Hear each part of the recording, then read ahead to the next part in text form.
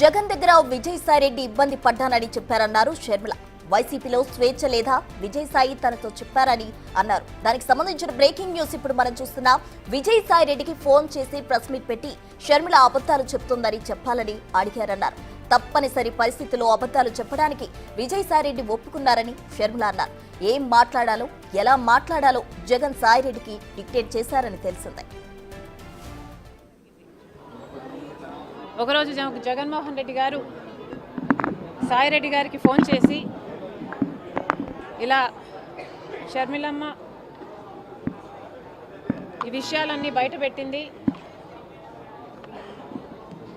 నువ్వు బహిరంగంగా press meet పెట్టి మీడియాలో షర్మిలమ్మ అబద్ధాలు చెప్తుంది అని చెప్పమని అడిగినట్లు విజయసాయిరెడ్డి గారు చెప్పారు. దానికి విజయసాయిరెడ్డి గారు సమాధానం చెప్పారంట. అలా ఎలా కుదురుతుంది సార్, రాజశేఖర రెడ్డి గారి ఇద్దరి బిడ్డలకు సమాన వాటా ఉండాలని రాజశేఖర రెడ్డి గారు ఉన్నప్పుడే జరిగిన డిస్కషన్స్లో మీరు నేనే కాదు సార్, ఆ డిస్కషన్స్లో చాలాసార్లు షర్మిలమ్మ గారు, భారతమ్మ గారు, విజయమ్మ గారు అందరూ ఉన్నారు. మరి ఇంతమందికి తెలిసిన విషయం అబద్ధమని నన్ను ఎలా చెప్పమంటారు? నా వల్ల కాదు, ఈ ఒక్కసారికి ఈ ఒక్క విషయంలో నన్ను వదిలేయండి అని బ్రతిమాలుకున్నారట. దాంతో జగన్మోహన్ రెడ్డి గారు తర్వాత రోజుల్లో అదే విషయాలను సుబ్బారెడ్డి గారి చేత ప్రెస్ మీట్ పెట్టి చెప్పించడం జరిగింది. ఆ ప్రెస్ మీట్ తర్వాత జగన్మోహన్ రెడ్డి గారు మళ్ళీ సాయిరెడ్డి గారికి ఫోన్ చేశారని చెప్పారు.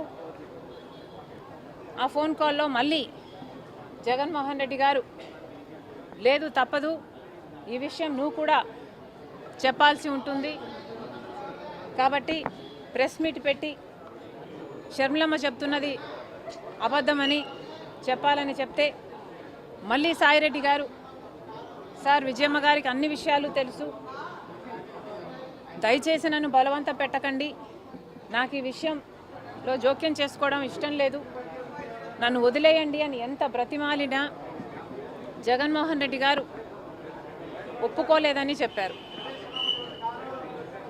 దాంతో అమ్మ నాకు తప్పలేదు, తప్పించుకోవడానికి నేను చాలా ప్రయత్నం చేశాను, తప్పనిసరి అయి నేను ఒప్పుకోవాల్సి వచ్చింది అని సాయిరెడ్డి గారు చెప్పారు.